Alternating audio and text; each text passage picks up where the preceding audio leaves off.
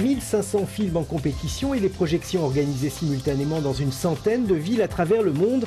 En Chine, au Brésil, en Moldavie et à Montlouis-sur-Loire, c'était ce week-end le 14e Festival international du très court métrage.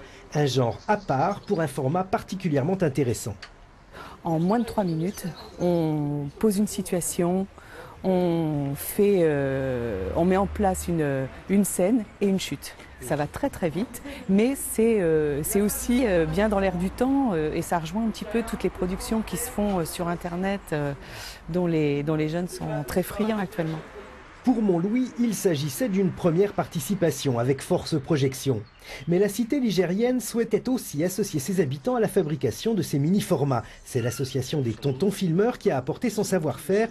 Cédric Bouet était l'un des réalisateurs chargés d'encadrer une équipe de novices. Et dans l'opération, chacun trouve son compte.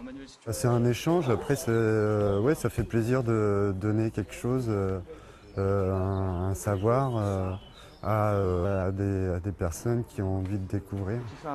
Écriture du scénario, cadrage, montage, jeu d'acteur, une belle occasion de s'initier à tous les métiers du cinéma. On est même parfois venu en famille pour goûter au plaisir du 7e art. On est venu chercher de l'expérience, de la pratique et puis de la bonne humeur. On a entendu parler que c'était une ambiance sympathique. Donc l'objectif c'était de montrer aux fistons un peu la renvers du décor et pratiquer avec des gens du métier et de se faire un peu d'expérience. Séquence 2, plan 5, prise 1. Ouais, on continue. Action. Western au pistolet à bouchon ou concours de dégustation façon tonton flingueur, décidément les thèmes étaient tout trouvés pour la douzaine de très courts métrages réalisés dans la cité viticole.